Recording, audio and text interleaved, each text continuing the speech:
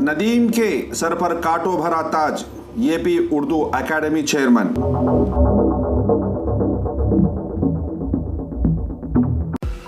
क्या है इनका मंसूबा, कैसे चलाएंगे ये यूपी उर्दू एकेडमी को और कैसे दिल जीतेंगे उर्दू दानों का।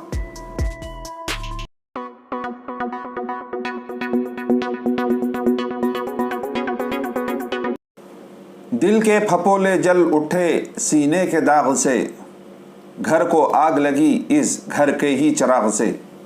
उर्दू ज़बान को वैसे ही आज़ादी के बाद से सौतेला सलूक में रखा गया परायों ने, मगर चंद अपनों ने भी किसी भी तरह की कसर नहीं छोड़ी उनको साथ देने में।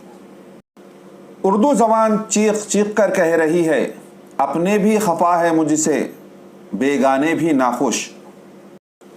ऐसे सूरत हाल में डूबी हुई कश्ती को यानी यूपी उर्दू एकेडमी में जो गुज़िश्ता हुकूमत में हुए नाजायज़ काम यानी गैर क़ानूनी जॉब्स के अपॉइंटमेंट्स और कई ऐसे काम जो गुज़िश्ता हुकूमत टीडीपी में हुए, अब इसे सीबीसीआईडी जांच कर रही है और इसमें कईयों को वो गिरफ्तार भी कर चुकी है। नाजरीन, हुकूमतें चाहें कितने भी बदले मगर काम करने वाले मुलाजिमीन और ओहदेदार वही रहते हैं। इनमें से चंद को पता होता है कि कौन सी बाउली में कितना पानी है और कौन से वक्त इसे सेंधा जाए और किसे और कैसे पानी पिलाया जाए। अब इस डूबी हुई कश्ती यानी यूपी उर्दू एकेडमी के चेयरमैन नदीम अहमद को बनाया गया, जबकि उर्दू ज़बान रियासत आंध्र प्रदेश में सिसकियां ले रही है। मगर नदीम अहमद ने भी ठान ली है कि वो जब तक तमाम उर्दू दानों को एक प्लेटफॉर्म पर लाएंगे और उर्दू की तरक्की के लिए मिलकर काम करेंगे, जिसके उन्होंने रियासत तेलंगाना के साथ कई दानिश्वरों से और आईएएस ऑफिसर से मिलकर उर्दू को आंध्र प्रदेश में परवान चढ़ाने की एड़ी चोटी का जोर लगा रहे हैं और उसके लिए कई मंसूबे भी बना रहे हैं। इसी सिलसिले को लेकर तारीख 9 दिसंबर 2021 को शहर कर्नूल के उर्दू अकादमी में नदीम अहमद ने एक राउंड टेबल कॉन्फ्रेंस मुनक्किद की, जिसमें रियासत आंध्र प्रदेश के कई टीचर्स एसोसिएशंस के साथ रिटायर्ड प्रोफेसर्स, लेक्चरर्स और टीचर्स भी मौजूद रहे। और इस राउंड टेबल कॉन्फ्रेंस में मौजूदा अहबाब ने ऐसे सूरत हाल के उर्दू अकादमी को कैसे परवान चढ़ाने के कुछ मशवरे दिए और कर्नूल एमएलए हफीज़ खान भी थोड़ी देर के लिए इस राउंड टेबल कॉन्फ्रेंस में शामिल रहे, जबकि इनके वालिद जनाब अब्दुल मोइज़ खान साहब जलसे के शुरू से लेकर आखिर तक रहे।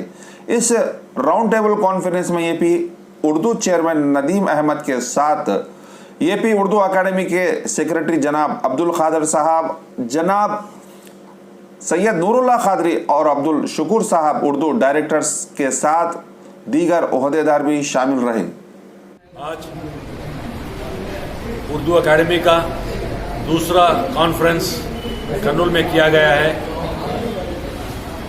पहला कॉन्फ्रेंस हमारे डायरेक्टर सेक्रेटरी अब्दुल खादिर साहब ने एक अच्छा ऑर्गेनाइज किया था विजयवाड़ा में, और दूसरा भी जो भी ऑर्गेनाइज किया है हम आपको शुक्रिया अदा कर रहे हैं। और इसके साथ जो भी बुजुर्ग आज इंटेलेक्चुअल्स हैं उर्दू के टीचर्स हैं, लेक्चरर्स हैं, प्रोफेसर्स हैं, जो भी उर्दू दान हैं, जो भी उर्दू लवर्स हैं, जैसे हमारे मोइज़ खान अंकल हैं और बहुत इम्पोर्टेंट लोग, इंटेलेक्चुअल लोग आज आके इस कॉन्फ्रेंस में आए हुए हैं और सबका एडवाइस भी आज नोट किया गया है। सबका जो राय है वो भी नोट किया गया है।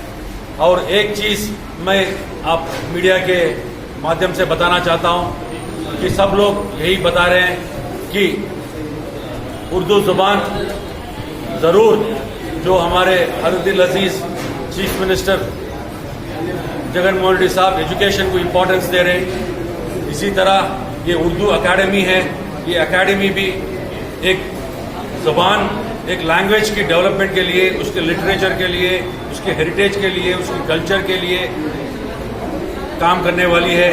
और ये उर्दू ज़बान, इस मीडिया से मैं बताना चाहता हूँ कि ये उर्दू ज़बान बात है। किसी एक कौम की नहीं है, ये हिंदुस्तान की दूसरी ऑफिशियल लैंग्वेज है और इसको हिंदुस्तान में जो इतिहास गवाह है कि आज़ादी के जंग में भी, आज़ादी के लड़ाई में भी उर्दू ज़बान को यूज़ किया गई थी।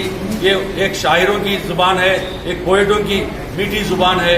इसको हमारे हुकूमत, हमारे वज़ीर आला जगन मोदी साहब भी इसको बहुत इंपॉर्टेंस दे रहे हैं। इसको किस तरह डेवलप करना है, किस तरह आगे ले जाना है।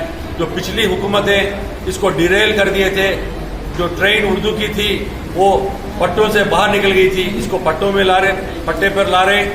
इसको जो आज उर्दू अकेडमी आंध्र प्रदेश की एक वेंटिलेटर पे है, जो पिछले हुकूमतें इसको वेंटिलेटर पे ले जा चुके हैं। इसको वेंटिलेटर से हम ऑपरेशन थिएटर को शिफ्ट करेंगे। उसके बाद उसको किस तरह का ऑपरेशन करना है, इस सिलसिले में आज यहाँ उर्दू के प्रोफेसर्स, लेक्चरर्स, इंटेलेक्चुअल्स सब शामिल हुए हैं। आज इसके ऑपरेशन भी इंशाअल्लाह कामयाब होगा। इस उर्दू अकाडमी को जो भी इसमें कमियां हैं, इसको कैसे आगे ले जाना है डिस्कस किए हैं। इंशाअल्लाह इसको आगे ले जाएंगे। सब आप चेयरमैन बन के तो आप 3-4 महीने होगा, लेकिन आपके डायरेक्टर्स के अभी तक के जो है वो लोगों को जीवो सा भी इशू नहीं हुए और पूरी तरीके से जो है कमेटी पूरी नहीं हुई। इससे कब तक वो पूरी हो जाएंगे सर? ने आपने सही सवाल पूछा है। देखिए, एमएलसी का कोड चल रहा है इलेक्शन का, कुछ ना कुछ इलेक्शन के कोड्स आते गए, इसलिए पूरा बोर्ड नहीं बना है और एमएलसी का कोड हो जाने से इमीडिएट अनाउंस हो जाएगा। सैयद महमूद पीर, bureau report, the Pir times.